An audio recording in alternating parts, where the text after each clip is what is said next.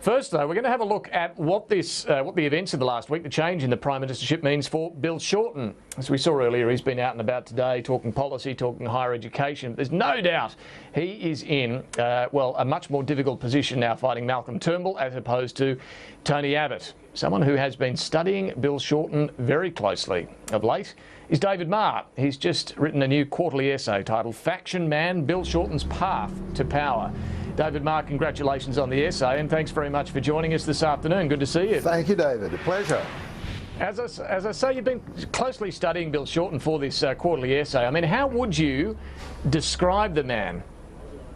He's had this hidden career. He was a huge success as the chief of the AWU and always a faction player in the strange world of Victorian politics. Most Australians don't understand how incredibly strange the world of Victorian politics is, and he's a master player in that world.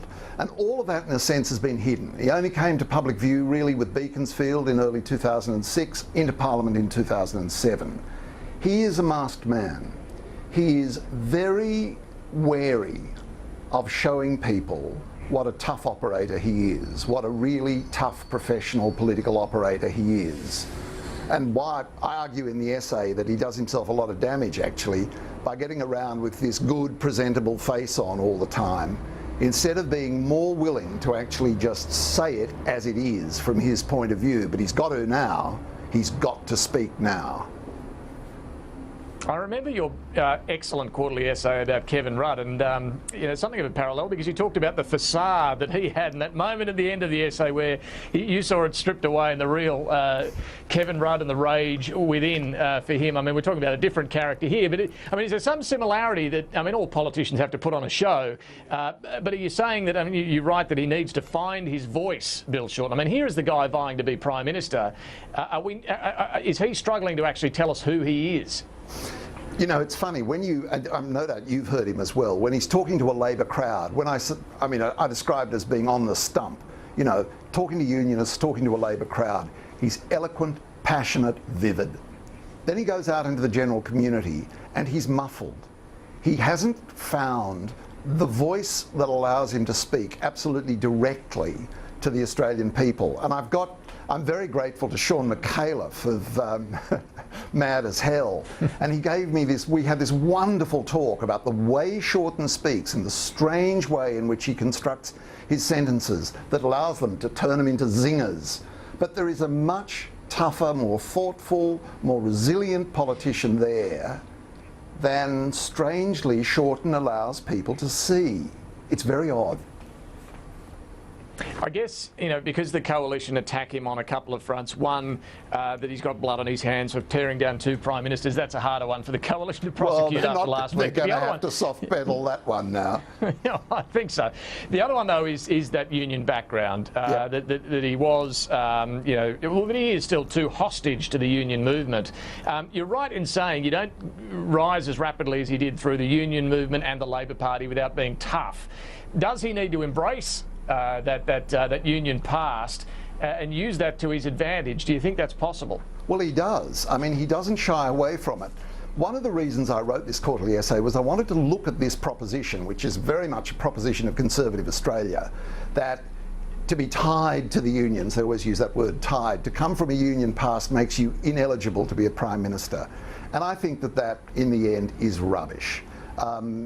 He is eligible to be a Prime Minister with the past he has. Of course, it's under some scrutiny from the Royal Commission, but he says, and I'm pretty impressed with this argument, that his background, working, being around factories, meeting working people, dealing with the problems of working people, beats being an apparatchik in a Liberal member's office any day for experience of life.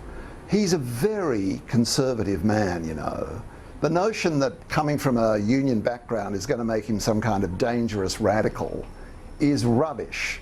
He's very conservative, he's very wedded to the notion, and has been all his career in the trade union movement, to the notion you've got to have a prosperous Australia, you don't ruin business, you work with business, you work with bosses, and he's very strongly criticised within the Labor movement for being as conservative and conciliatory as he is. Well, and some of that's played out at the Royal Commission, and you would have followed this very closely, of course. But those deals that were struck, well, indeed, those deals that were struck, you know, the criticism that he ripped off the workers to featherbed the AWU. I mean, how much does he have to worry about what's going to come out of all of this?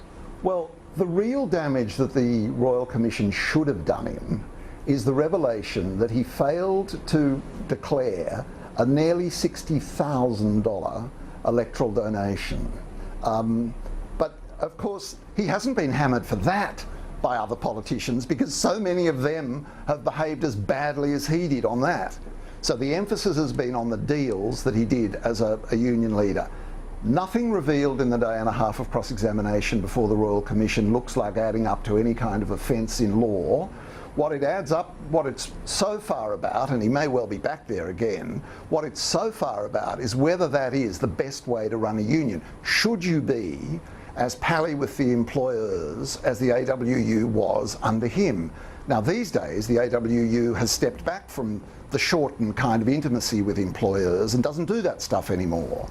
But you know, David, the sight of conservative commentators in this country weeping tears for workers who didn't get good enough penalty rates was one of the most deeply comic things I've seen in a long time. Here are all these commentators tooth and nail hating penalty rates, trying to birch Shorten for not letting his workers have good enough penalty rates. There's a lot of irony in all of this.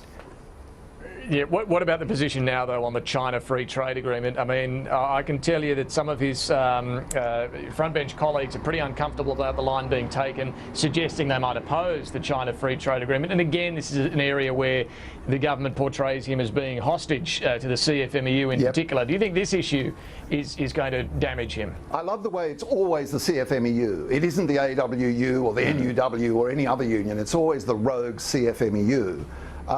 Look, it could they're running the damage him. TV ads. It could damage him, of course. But on the other hand, here he is at last standing up for something and actually copping flack and taking the pain in public. And for a lot of the Labor movement, and I think for many members of the public, it is agreeable at last to see the man actually weathering fire. Now, I'm not supporting what he's arguing, but that's a different thing altogether. But he has at last come out on an issue where he's willing to cop flack, and that is one of the great criticisms of Shorten, that he hasn't really taken the fight up to Abbott in the last couple of years. He's distinguished his position from Abbott on climate change and on equal marriage and a few other things, but he never took the fight really up to Abbott on many of those issues which made Abbott most kind of on the nose to central, mainstream Australia. Well, now we've got a whole new ball game as he takes on Malcolm Turnbull. We'll see how that plays out. David Marr, thank you very much for joining us this afternoon. A very interesting quarterly essay indeed. Thank you, David, very much.